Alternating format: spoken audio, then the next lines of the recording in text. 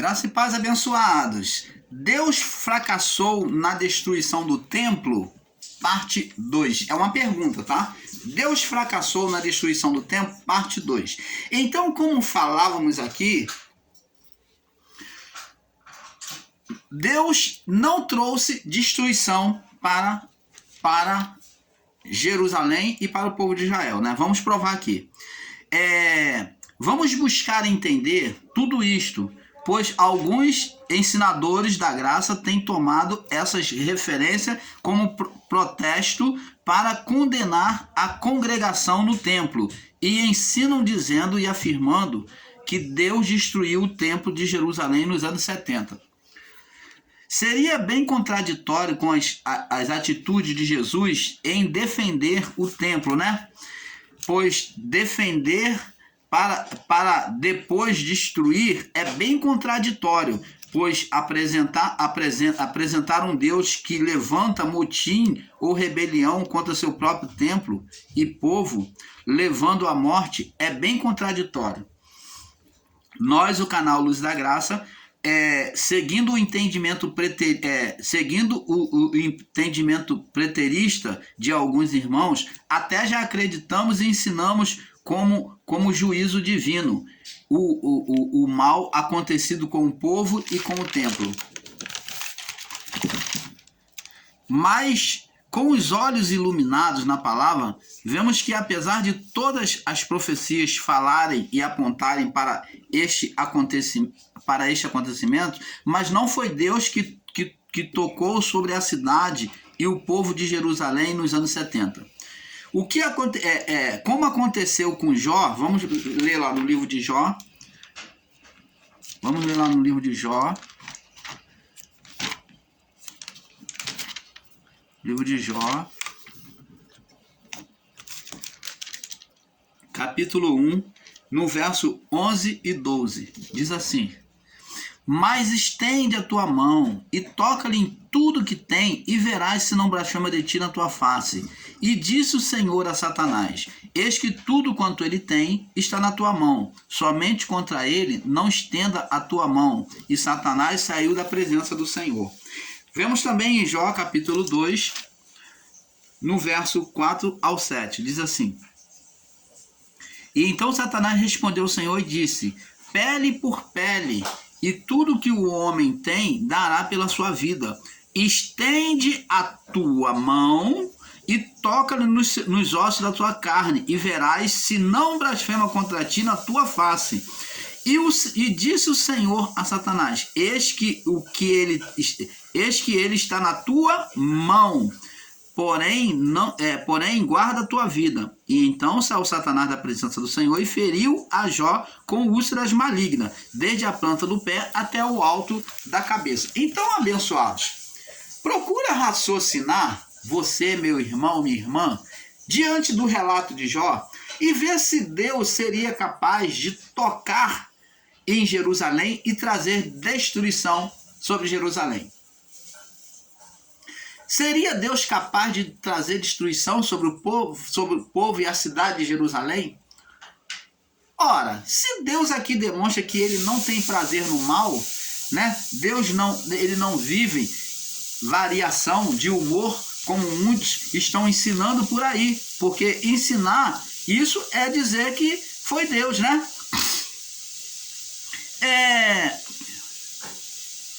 Agora, vê aqui que o ser espiritual fala para Deus assim: permita, toca nele e verás se não blasfema. Então, o ser espiritual pede a Deus para tocar e Deus diz que não toca, mas dá a ele legalidade para tocar. E nós vemos essa legalidade sobre a criação em Lucas capítulo 4. Vamos lá, Lucas 4 demonstra aqui claramente para nós que existe um ser que tem legalidade sobre a criação. Lucas 4, no verso 5 em diante. E o diabo, levando a um alto monte, mostrou-lhe no momento de tempo todos os reinos do mundo. Mostrou na mente de Jesus. Ele em atuação sobre a carne, sobre a mente humana, que era a legalidade dele comer pó todos os dias da sua vida, ele iria se alimentar, a força dele viria do pó, entendeu? Então ele teve essa legalidade de atuar na mente humana de todos, e até em Jesus, o Filho de Deus, ele atuou. E o diabo, levando a um monte muito alto, mostrou-lhe num momento de tempo, não foi diretamente, mas num momento de tempo é que ele tinha legalidade para tocar. Ó, foi um tempo curto, tempo pequeno. E mostrou-lhe num momento de tempo todos os reinos do mundo. E disse, aí ele não só viu pelas faculdades da mente, mas como ouviu. E disse, dar-te-ei a ti este poder e a sua glória, ó, dos reinos do mundo, naquela época.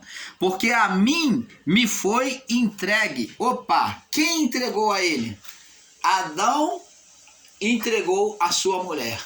E a mulher entregou ao ser espiritual. Ela acusou. A acusação é tomar a responsabilidade, é passar o cetro da responsabilidade. Então, Adão, ele entregou o governo ao ser espiritual Satanás ou não? Sim, quando ele entregou a mulher, ele jogou a responsabilidade para a mulher que tu me deste é que me deu, eu comi. E a mulher, a serpente me enganou e eu comi. Então, a responsabilidade, a autoridade sobre a carne, sobre os desejos praticados contra Deus, em desobediência a Deus pela carne, foi entregue a quem? Ao ser espiritual Satanás. E diz, a mim me foi entregue, ó, e diz, dar-te-ei todo este poder e a sua glória, porque a mim me foi entregue poder sobre quê? Sobre a carne, para dominar a mente do homem,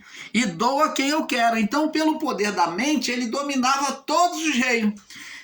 E dou a quem eu quero, porque se tu me adorar, tá vendo? Ó, se sua mente, se o seu coração se prostrar diante de mim, adoração, entregar o coração, a mente e o coração, será tudo seu. E Jesus respondendo disse, vai-te para trás de mim, Satanás, porque está escrito, adorarás o Senhor teu Deus e só a ele servirás. Você tá vendo, abençoado? Como é que não foi Deus que trouxe a sentença, mas existia um ser espiritual que levantou reinos, né, para combater contra o povo e a cidade de Jerusalém. Agora, outro ponto. Seria Deus realmente responsável pela destruição do templo que ele mesmo havia mandado, havia instruído para fazer? Até porque a adoração de Deus era no tabernáculo, cabanas, né? No deserto, tabernáculos, onde existia o Santo dos Santos. Então, diante do templo, né, no tabernáculo, então agora Davi resolve fazer um templo físico, um templo de pedra para Deus, né? Davi vendo aquela condição de adoração no templo, exposta ao templo, aonde o tabernáculo, aonde o povo vinha, montava a tenda do tabernáculo. Agora Davi resolve fazer um templo físico, um templo de pedra para Deus. Era um templo com cabanas, né? O tabernáculo é chamado de tabernáculo, onde Deus se manifestava ali no tabernáculo. Tinha um lugar no tabernáculo que era chamado de Santo dos Santos. Era o lugar de Deus, aonde ninguém podia entrar, senão o sumo sacerdote. Ele tinha que estar muito bem preparado. O sacerdote principal, só que podia adentrar no Santo do Santo, mas tinha que haver uma preparação muito grande para poder ele entrar mais perfeito diante de Deus. Então, abençoado, agora vemos que Salomão, quando Davi começa a construir o templo e ele não termina devido à sua morte, então Salomão, o filho de Davi, vem continuar a construção do templo. Vamos lá no livro de Reis. Livro de Reis, no capítulo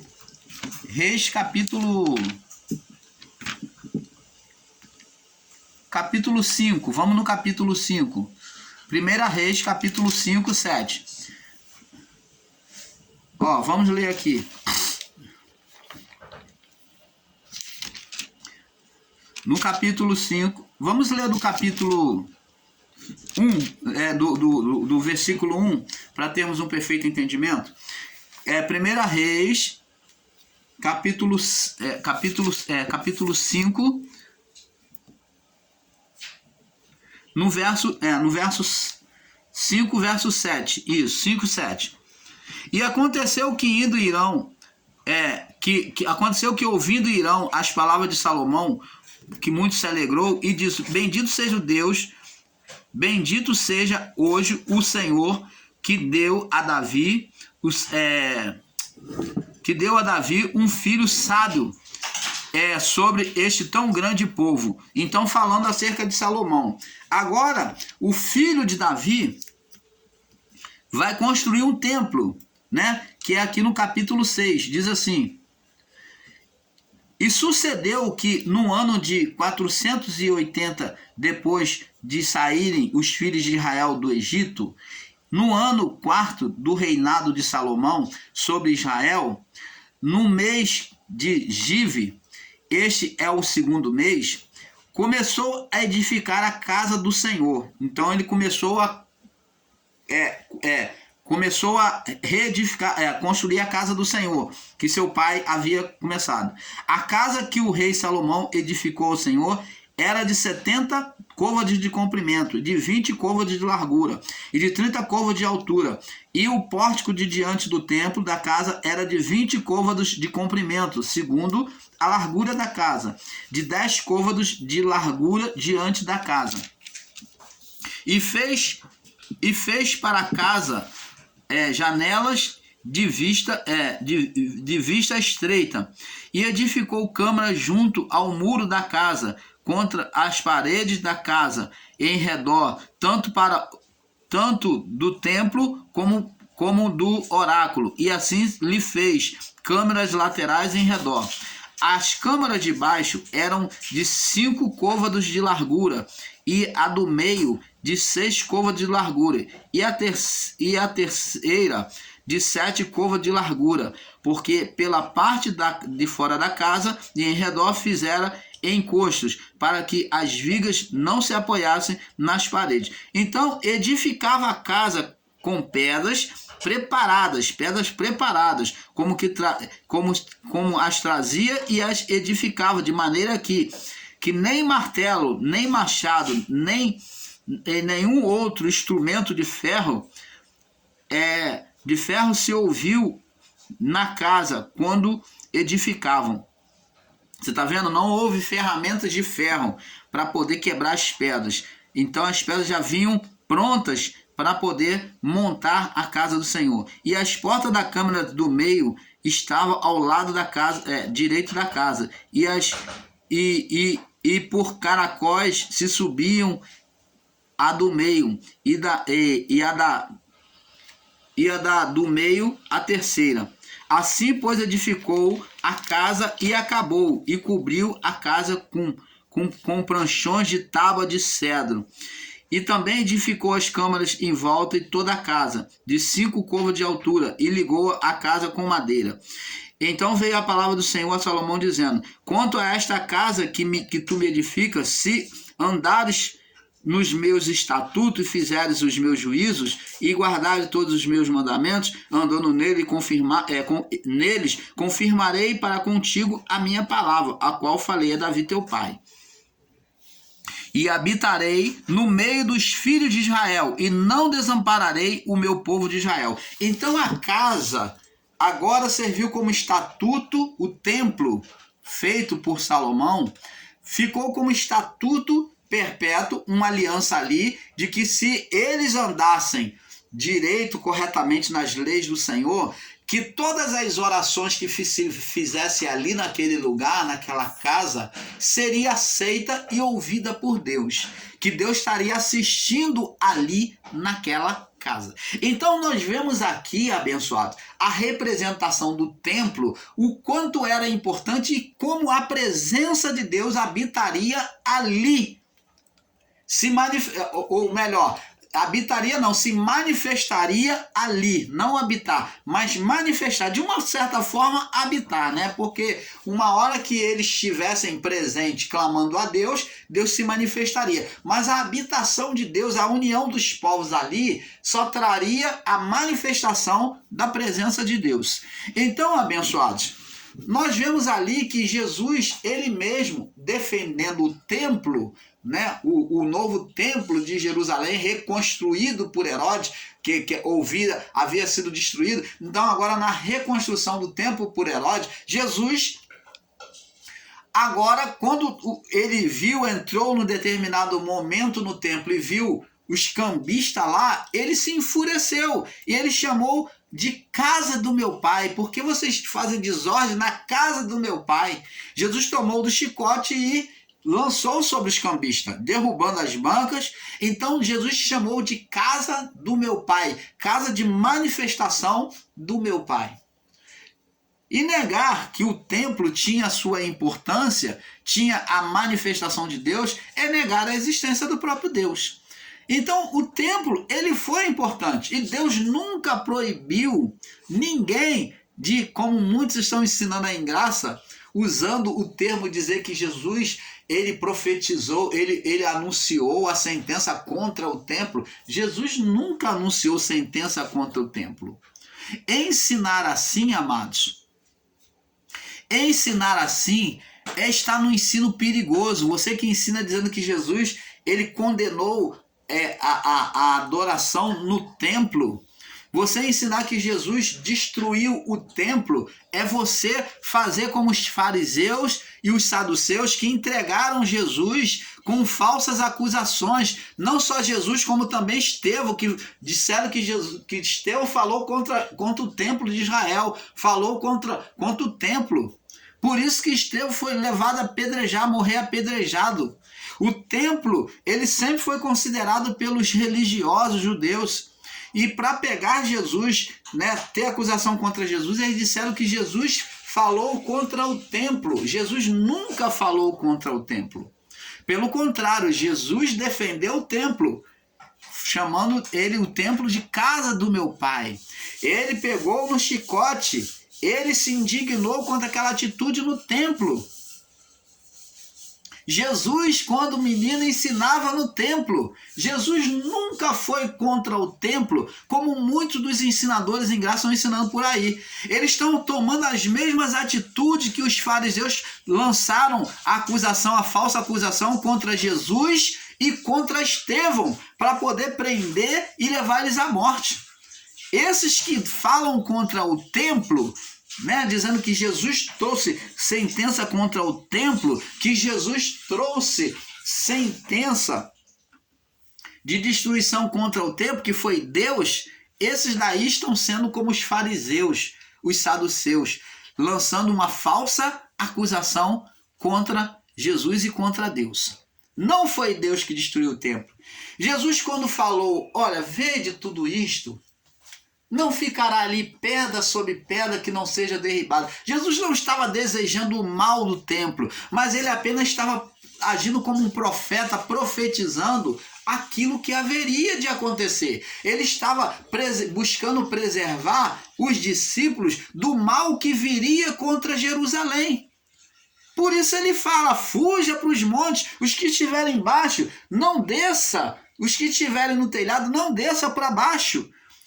Ele está falando, busca um meio de fugir de Jerusalém, de sair, busca um lugar seguro para vocês, porque o fim vai vir e vocês têm que estar atentos. Vocês têm que estar atentos. Mas tudo isso vai vir antes de vocês vão ser pegos. Muitos de vocês vão ser entregues à morte. Muitos de vocês vão ser açoitados nas sinagogas, nas suas casas, vão ser entregues pelos próprios familiares para serem presos. É isso que Jesus está falando. Jesus nunca falou contra o templo. Então vamos agora em Reis, capítulo 6, no verso 1, nós já vimos, né? Em 1 Reis 5, 7, já vimos. E vamos agora em Crônica, 1 Crônica, Primeira Crônica, vamos ver aqui, Primeira Crônicas, no capítulo...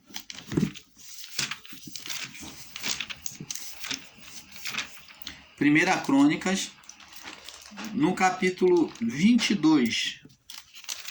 Primeira Crônica 22. Essa série vai ficar muito boa, tá? Nós vamos estar tirando os equívocos de entendimento.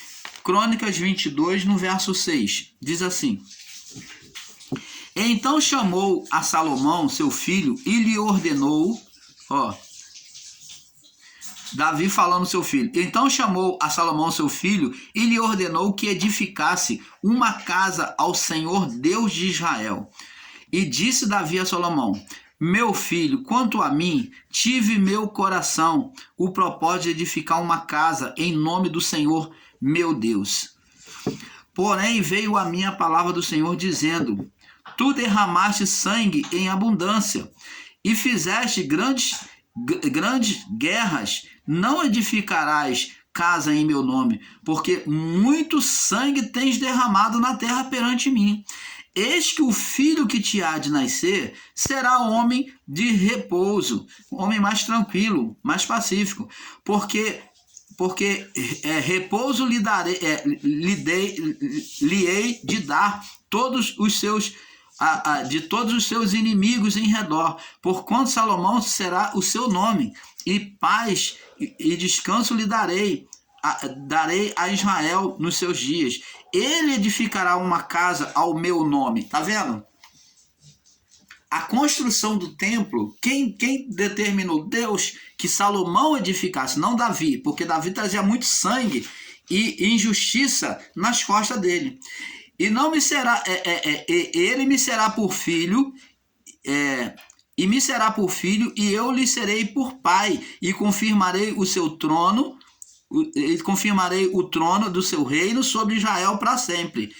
Agora, pois, meu filho, o Senhor será contigo, e prospera e edifica a casa do Senhor, teu Deus, como ele disse de ti. Então, você está vendo que Davi agora passa instrução para Salomão, seu filho, para que ele edifique a casa. E ele tem a consciência que Deus falou com ele que não podia, por meio dele mesmo, edificar a casa. Ele queria, mas Deus falou: não, você tem muito sangue nas costas, muita injustiça. Você matou, você traiu, você tirou a vida de Urias, você pegou a mulher de Urias, Betseba, você tirou vida, derramou muito sangue na jornada do seu reinado. Não, você não pode.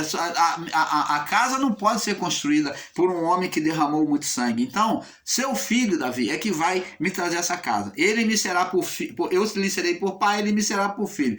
Eu vou ajudar ele, eu vou ajudar o reinado dele. Então, Deus escolheu a Salomão, o filho agora mais perfeito de Salomão.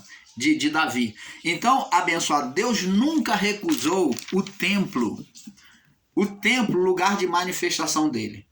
E no lugar de manifestação de Deus, que era o templo físico, ele fazia uma sombra, uma representação espiritual na figura de Cristo. Então, abençoado, é isso que nós, o canal Luz da Graça, buscamos ensinar, que esse ensino de que Deus era contra o templo, que diz que, pelo contrário, Paulo diz que os irmãos não deveriam abandonar a congregação deles, a comunhão que era nas casas, onde no momento da perseguição era nas casas. Mas se houvesse um templo, se fosse possível eles congregarem no templo, naquela época eles estariam congregando, mas eles no templo seriam muito visível ao Império Romano para tirar a vida deles. Então Paulo fala: olha, vocês não deixem a vossa congregação nas casas, a comunhão de vocês, em particular em secreto, vocês não abandonem. Paulo diz: não abandone a vossa congregação,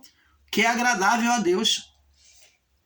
Mas existem ensinadores em graça que estão fazendo de tudo para tirar as pessoas dos templos.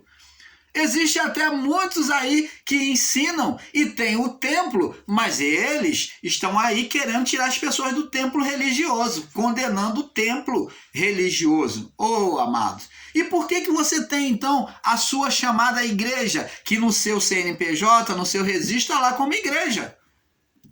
Porque você não abre uma igreja sem CNPJ. Então, se você tem uma igreja, por que você quer condenar a igreja do sistema religioso? Você quer condenar a congregação do sistema religioso? O problema não está em condenar. Deus não veio condenar o templo. Deus não destruiu o templo de Jerusalém. Quem destruiu o templo de Jerusalém, e nós vamos ver e provar aqui para vocês, que foi o ser espiritual, Satanás. Jesus apenas ali estava apenas advertindo quando ele diz que não ficará pedra sobre pedra, ele anuncia aos discípulos os acontecimentos, ele estava apenas advertindo ao que iria acontecer. Ele estava falando de forma profética para os discípulos. Então, vemos agora, vamos ver aqui em João 14, vamos ver aqui em João 14, o que Jesus diz aqui, ó, João 14, no verso do 2 ao 6. João 14, do verso 2 ao 16. João 14. Ele diz aqui, ó, na casa de meu pai há muitas moradas. Se não fosse assim, eu vos teria dito, vou vos preparar lugar. Então a casa do pai é a casa espiritual. Vem a comparação, o templo é uma comparação do que há no espiritual também. Se eu vos for preparar lugar, virei outra vez e levarei para mim mesmo, para que onde eu estiver, estejais vós também. Você está vendo que Jesus aqui está mostrando uma congregação, de estar todos junto a ele? Ele fala de casa de meu pai. O templo físico demonstra que é um templo espiritual nos céus, né?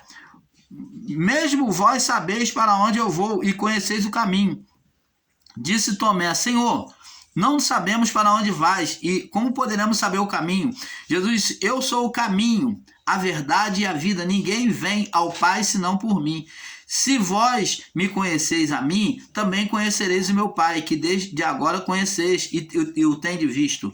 Disse-lhe Filipe, Senhor, mostra-nos o Pai que nos basta. Disse Jesus, eu estou há tanto tempo convosco e não me tendes conhecido, Filipe? Quem me vê a mim, vê o Pai. Como dizes tu, mostra-nos o Pai? Crês tu que estou no Pai e que o Pai está em mim? E as palavras que eu vos digo, não as digo de mim mesmo, mas o Pai que está em mim é quem faz todas as obras. Crede-me que estou no Pai e o Pai em mim. Crede-me ao menos por causa das mesmas obras. Na verdade, eu vos digo que aquele que crê em mim também fará as obras que eu faço e as fará maiores. Você está vendo? Maiores porque acho que eu vou para o meu Pai. Você está vendo? Então, Jesus ele mostra como um templo físico, como um templo espiritual, também existe o templo físico. Nós vamos passar para o próximo vídeo porque é um pouco aqui, um pouco ali. Paz.